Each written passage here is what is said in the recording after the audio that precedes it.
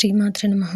ఈరోజు ఈ వీడియోలో మనం 2023వ సంవత్సరంలో నవంబర్ నెల 1వ తారీఖు నుంచి 15వ తారీఖు వరకు సింహరాశి ఫలితాలని చూద్దాం. అంతకంటే ముందు ఈ వీడియో కనుక మీకు నచ్చినట్లయితే లైక్ చేయండి, షేర్ చేయండి.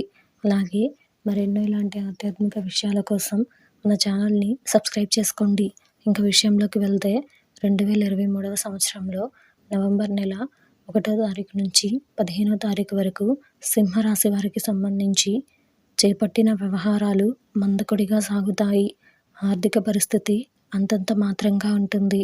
పాత రుణాలు తీర్చడానికి నూతన రుణాలు చేస్తారు.